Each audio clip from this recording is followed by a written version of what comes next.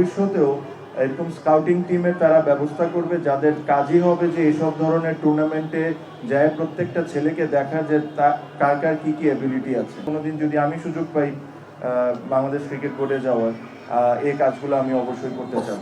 সার্ভিসকে IPL থেকে সরে দেওয়া অবশ্যই দুঃখজনক এটা। আর আপনি ইন্ডিয়ায় খেলেন বা শ্রীলঙ্কায় খেলেন, এই সিদ্ধান্ত নেবেন বাংলাদেশের ক্রিকেটের ইন্টারেস্টটা সবচেয়ে আগে থাকতে হবে, প্লাস বাংলাদেশ ক্রিকেটের ফিউচারটা চিন্তা করেই আপনি সিদ্ধান্ত নিতে হবে। আপনি হুটহাট সিদ্ধান্তটা নিয়েন না। পাবলিক কমেন্ট করার আগে আমার কাছে মনে হয় ইন্টারনালি আপনারা নিজেরা ডিসিশন নেন, আপনারা কি করবেন না করবেন।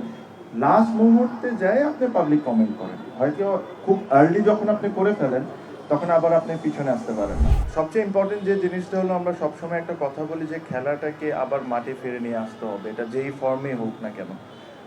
সো যারা এটার সাথে জড়িত আছেন, আমি ওনাদেরকে সবাইকে ধন্যবাদ জানাতে চাই যে ওনারা এত চমৎকার একটা টুর্নামেন্ট আয়োজন করছেন। আমি আশা করি যে খেলাটাও খুব ভালো হবে। সাথে এটাও সবাইকে বলতে চাই যে একজন ন্যাশনাল টিমের ক্রিকেটার বা একজন বাংলাদেশ এ টিমের বা বিপিএল খেলে বা প্রিমিয়ার লিগ খেলে, এদেরকে যে সবসময় একটা প্রসেস মেনটেন করে আসতে হবে এরকম কিছু না। কিছু কিছু প্লেয়ার আপনি যে কোনো জায়গায় যে কোনো মাঠ থেকে যে কোনো টুর্নামেন্ট থেকে কিন্তু আপনি পিক হয়ে যেতে পারে। তো এটার জন্য আমার কাছে মনে হয় যদি একটা ভালো সিস্টেম থাকতো আমাদের বাংলাদেশ ক্রিকেট বোর্ডে, ফর এক্সাম্পল যে এরকম অনেক টুর্নামেন্ট হয়তো বা অনেক বাংলাদেশের অনেক কোনায় হচ্ছে, বাংলাদেশ ক্রিকেট বোর্ডের যদি একটা স্কাউটিং টিম থাকতো, নিজস্ব যদি স্কাউটিং টিম থাকতো, নট নেসেসারিলি যে বাংলাদেশ ক্রিকেট বোর্ড যে টুর্নামেন্ট আয়োজন করবেন ওনারা ওখানেই যাবেন, বাট ওনাদের দায়িত্ব থাকবে যে ওনারা প্রত্যেকটা জেলায় বিভাগে সিটিতে যে দেখবেন যে টুর্নামেন্ট কই হচ্ছে, যায় ওনারা খেলা দেখবেন। সো এখানে ইউনিভার্সিটিতে 32টা team, if I am not wrong, 32টা টিম খেলবেন। এই 32টা টিম থেকে দুইজন তো এমনও হইতে পারে যে স্পেশাল কেউ, ওকে তো আমরা এমনও হইতে পারে যে আমরা ওকে সিস্টেমে নিয়ে এসে ওকে নার্সিং করে একটা ভালো ক্রিকেটিং ক্যারিয়ার তৈরি করে দিতে পারি। তো আমি আশা করব যে বিসিবিতে এখন যদি নাও হয়ে থাকে, ভবিষ্যতেও এরকম স্কাউটিং টিমের তারা ব্যবস্থা করবে, যাদের কাজই হবে যে এসব ধরনের টুর্নামেন্টে যায় প্রত্যেকটা ছেলেকে দেখা যে কার কার কী কী অ্যাবিলিটি আছে। সো এটা আমি খুব ফিল করি আর আশা করি যে ভবিষ্যতে কোনোদিন যদি আমি সুযোগ পাই বাংলাদেশ ক্রিকেট বোর্ডে যাওয়ার, এই কাজগুলো আমি অবশ্যই করতে চাই।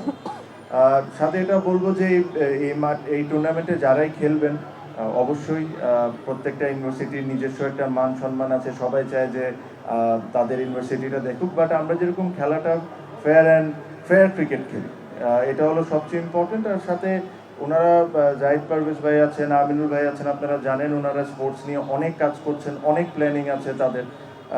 এই জিনিসটাই আমার কাছে সবচেয়ে বেশি ভালো লাগছে যে হ্যাঁ, ন্যাশনাল ইলেকশন আসতেছে, পলিটিক্যাল অনেক কিছু হয়, বাট পলিটিক্যালের মাধ্যমে যে ক্রিকেট বা ফুটবল বা স্পোর্টসকে যে ওনারা প্রায়োরিটাইজ করছেন, that is a great thing বাংলাদেশের জন্য। বিকজ আমি রিসেন্টলি একটা ইন্টারভিউতে বলেছিলাম যে ঢাকা সিটিতে যদি আপনারা এলিট লেভেল যাদেরকে আমরা ধরি, এলিট পিপল যাদেরকে ধরি, যারা ধরেন ধানমন্ডি, বনানী, ডিওএইচএস, গুলশানে থাকে, আমাদের ওই কালচারটা যে বিকাল 3টা-4টার সময় যে আমরা মাঠে যাই খেলতাম, ঠিক এখানে দেখেন যারা বাচ্চারা এসে এখানে খেলছে, এই কালচার থেকে আমরা আস্তে আস্তে সরে আসতেছি। So it is very important যে ওই কালচারে আমরা আবার ফেরত যাই। আর আই এম শিওর এই ধরনের টুর্নামেন্ট এই জিনিসটাকে হেল্প করবে যে বাচ্চাদেরকে মাঠে ফেরত নিয়ে আসার জন্য। এটাই আমাদের সবার চাওয়া। আমি অ্যাজ আ স্পোর্টসম্যান, পারভেজ ভাই অ্যাজ অ্যান অর্গানাইজার, আমিও এখন অবশ্য অর্গানাইজার, সাথে এখানে যারাই আছেন আমরা সবাই এটা চাই যে স্পোর্টস আমরা যেরকম Bangladesh as a sports loving country হয়ে দাঁড়াতে পারি।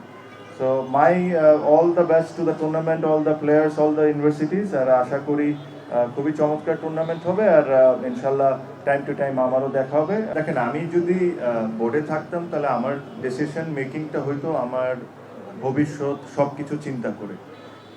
হ্যাঁ, অনেক কিছুই ঘটছে, জিনিসটা একটু ক্রিটিক্যাল এই মুহূর্তে হঠাৎ করে একটা কমেন্ট করে দেওয়া, বাট আমি অবশ্যই একটা জিনিস আপনার মাথায় রাখতে হবে যে সবাইকে একসাথে মিলে অনেক সময় ডায়লগে অনেক কিছু সমাধান করা যায়। আপনার নিজের বাংলাদেশের অবস্থান ওয়ার্ল্ড ক্রিকেটে কি, বাংলাদেশের ভবিষ্যৎটা কি হইতে পারে, সব কিছু চিন্তা করে আমার সিদ্ধান্ত আমি নিতাম। আমরা বাংলাদেশ ক্রিকেট বোর্ডকে একটা ইন্ডিপেন্ডেন্ট বডি মনে করি। অবশ্যই গভর্নমেন্ট এটার অনেক বড় পার্ট, আপনার গভর্নমেন্টের সাথে আলোচনা করতে হবে, বাট বাংলাদেশ ক্রিকেট বোর্ডকে যখন আমরা ইন্ডিপেন্ডেন্ট বডি মনে করি, তো বাংলাদেশ ক্রিকেট বোর্ডেরও নিজস্ব কিছু একটা ডিসিশন থাকতে হবে। আর তারা যদি মনে করে এই সিদ্ধান্তটা নেওয়া ঠিক, তাদের ওই সিদ্ধান্ত নিতে হবে। বিকজ পাবলিক ওপিনিয়ন অনেক রকমের থাকে। আমরা যখন খেলতে যাই তখন অনেক ধরনের দর্শক ইমোশনসে অনেক কিছু বলেন। বাট সব কিছু যদি আমরা ওইভাবে করে চিন্তা করি, তাহলে আপনি এত বড় অর্গানাইজেশন চালাতে পারবেন না। বিকজ আপনার আজকের ডিসিশন কিন্তু আগামী 10 বছর পর কি এফেক্ট করবে, এগুলো সব কিছু চিন্তা করে যে জিনিসটা আমাদের বাংলাদেশের ক্রিকেটের জন্য ভালো, বাংলাদেশের প্লেয়ারদের জন্য ভালো, ওই ধরনেরই ডিসিশন নেওয়া উচিত, যেটা আমি ব্যক্তিগতভাবে ফিল করি। যেহেতু আমি ক্রিকেট বোর্ডে এখন নাই, তাহলে আমার সিদ্ধান্তটা আপনাকে বলতে পারছি না। যদি আমি থাকতাম তাহলে জানতেন। দেখেন, যেহেতু আমি এটার সাথে জড়িত না, আমি এক্স্যাক্টলি প্রত্যেকটা ডিটেলস জানি না। ঠিক যে কোনো একটা এখানে মানুষের মতো আমিও ধরেন থ্রু মিডিয়া আমিও জানছি। বাট আই এম শিওর যারা এই জিনিসটা ডিল করছেন তাদের কাছে তথ্য আরও অনেক বেশি আছে আমার চেয়ে। তো এই কারণে আমি হঠাৎ করে একটা কমেন্ট করে দেওয়া, এটা আমার জন্য মনে হয় না ঠিক। বাট আমি আপনাকে যেটা বললাম, বাংলাদেশের ইন্টারেস্টটা দেখে, বাংলাদেশ ক্রিকেটের ইন্টারেস্ট দেখে, বাংলাদেশের ভবিষ্যৎ সব কিছু চিন্তা করে আপনার ওই সিদ্ধান্তটা নিতে হবে। যে কোনো কিছু আপনার ডায়লগের মাধ্যমে যদি সমাধান হয়, তাহলে ইচ্ছে ভালো কোনো কিছু হয়। আমার কাছে যেটা মনে হয়, আর আমি হয়তোবা আমি ওই জায়গায় থাকলে এই কাজটা অবশ্যই করতাম, যেহেতু এটা একটা সেন্সিটিভ ইস্যু, এটা আমি পাবলিককে কমেন্ট করার আগে নিজেরা ডিসকাশন করে নিতাম। পাবলিকলি যখন আপনি একটা কমেন্ট করে ফেলেন, তখন ওটা সঠিক হবে না ভুল হবে, ওখান থেকে আপনি ফিরে আসাটা খুব ডিফিকাল্ট হয়ে যায়। সো পাবলিক কমেন্ট করার আগে আমার কাছে মনে হয় ইন্টারনালি আপনারা নিজেরা ডিসিশন নেন, আপনারা কি করবেন না করবেন। লাস্ট মুহূর্তে যায় আপনি পাবলিক কমেন্ট করেন, হয়তো খুব আর্লি যখন আপনি করে ফেলেন, তখন আবার আপনি পিছনে আসতে পারেন না। সো আমি যেটা বললাম যে সবার মতো আমারও বাংলাদেশের ক্রিকেটের ইন্টারেস্ট হলো সবচেয়ে আগে। বাট আপনার ভবিষ্যৎ সব কিছু চিন্তা করে যে বাংলাদেশ ক্রিকেট বোর্ডের আমরা, আপনি যদি দেখেন যে আমাদের 95% কিন্তু ফাইন্যান্স কিন্তু আইসিসি থেকেই আসে।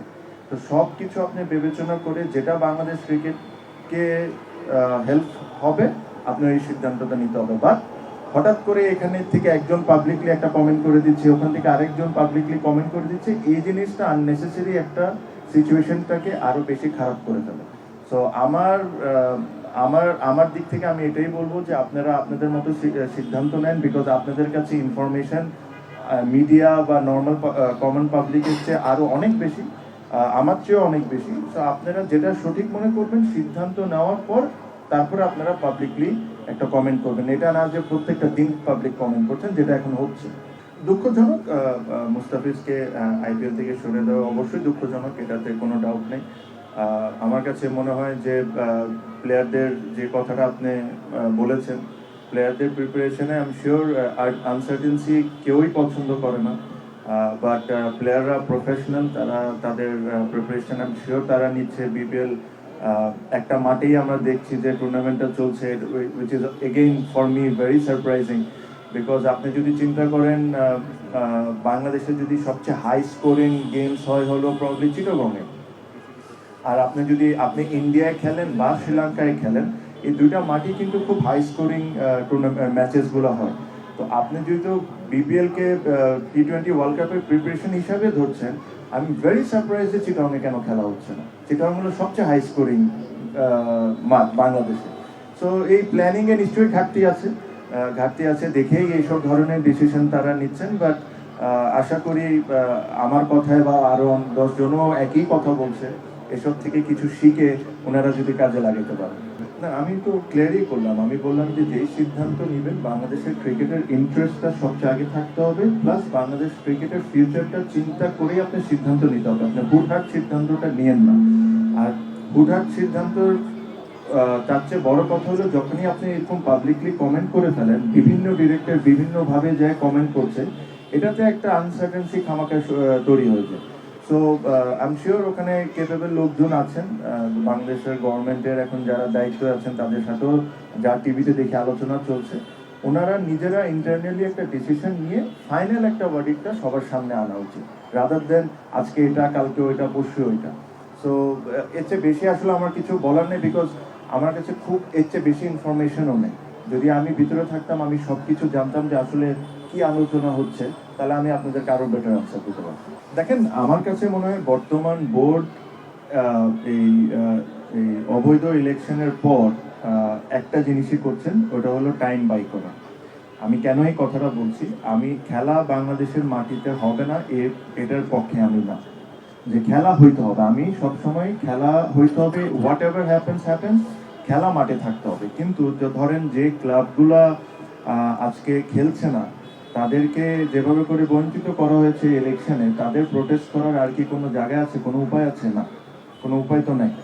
আচ্ছা, তারপরে যখন এই ক্লাবগুলা খেলছে না, তখন এই ক্রিকেট বোর্ড বলেছে যে এই 8টা টিমের জন্য তারা টুর্নামেন্টটা একটা আয়োজন করবে। ওই টুর্নামেন্টেরও কোনো ঠিক ঠিকানা নেই। আমি কোয়াবের পেজে একটা ভয়েস রেকর্ড দিয়েছিলাম, ওই ভয়েস রেকর্ডটা তাদের কাছেও গিয়েছে। যাওয়ার পরের দিনই ওনারা টুর্নামেন্টের ঘোষণা দিয়ে দিলেন। কিন্তু আজকের দিন পর্যন্ত আপনারা বলেন তো টুর্নামেন্টের কি কিছু জানেন আপনারা?